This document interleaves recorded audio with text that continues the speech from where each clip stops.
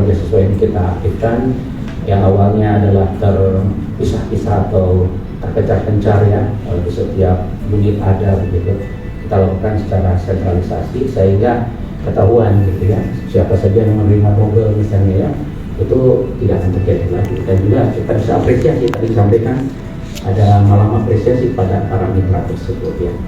Nah, jadi terkait dengan teman-teman ataupun orang tua yang memang memiliki permasalahan ekonomi, tentunya kita akan bantu, dan itu adalah tugas kita, terutama untuk pendidikan S1, Bapak Ibu sekalian ya. S1 ini ataupun sarjana ini merupakan istilahnya public goods ya, merupakan kewajiban negara, dan kita sebagai bagian daripada organisasi pemerintah yang memang wajib membantu itu. Tetapi bagi orang tua ataupun anak-anaknya yang memang mampu dan mungkin berlebih, tentunya kita harapkan juga sebenarnya bantuannya justru kepada mereka untuk membantu juga teman-temannya yang lain yang memang kekurangan. Waktu itu pernah kami sampaikan kampanye misalnya pay forward gitu ya. Jadi kalau mereka membantu memberikan misalnya istilahnya sumbangan ya, SPI ya namanya. SPI itu kita akan gunakan untuk beasiswa teman-teman yang lain.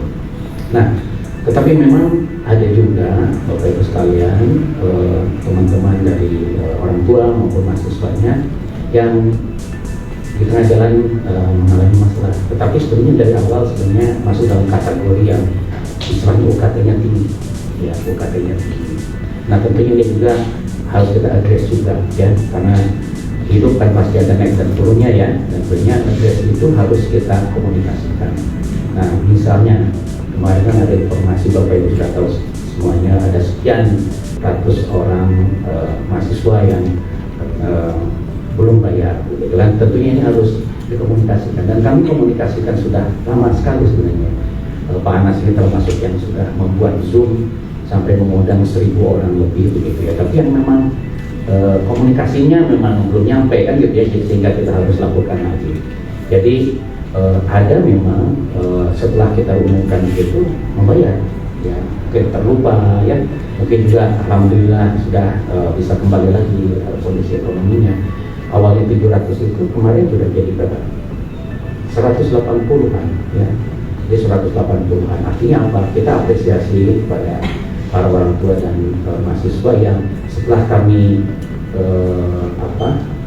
dekati dengan tidak bisa mengakses kepada Pak Perwalian, itu langsung sadar gitu, dan tergugah untuk membayar, dan saya pikir itu adalah bagian yang kita harus apresiasi. Nah, tapi masih ada yang tersisa ya, yang tersisa itu kami juga tentunya kemarin kebetulan rektor dan mahasiswa bertemu sore hari ya, Pak Anas juga ikut, Pak Taufik ikut juga ya, kebetulan saya tidak ikut serta, di mana memang sudah dibicarakan bahwa teman-teman yang 180 orang ini akan mendapatkan pendaftaran yang khusus, karena memang pendaftaran kita kan sistem agak sulit untuk di backdoor ya, karena kita sistem harus jalan, sehingga memang kita tunda pendaftaran. Tapi itu adalah kesepakatan yang sudah disampaikan di pertemuan rektor dengan mahasiswa, dan istilah kemarin permintaan mahasiswa terkait dengan istilahnya pinjol ya, itu sudah tidak ada lagi, tidak dimunculkan lagi, karena memang waktu itu juga disampaikan apa sih sebenarnya yang dimaksud dengan dana cita tersebut ya. Jadi sebenarnya Bapak Ibu sekalian, kalau kita fokus ke dana cita ini adalah sebuah inovasi dari finansial dan teknologi dalam dunia IT yang ada di KPBD, dan memang terawasi ya, terregulasi oleh OJK. Tapi memang betul OJK pun kewalahan dengan terlalu cepatnya teknologi ya berkembang gitu ya, sehingga istilah pinjol ini bukan main. Nah, kami mendengar setiap tahun ya Pak Anas, 1.000 pinjol ilegal itu diterbitkan oleh OJK. Mungkin mohon konfirmasi kepada OJK ya terkait dengan angka seperti ini, tapi kami mendapatkan informasi dan rasanya hanya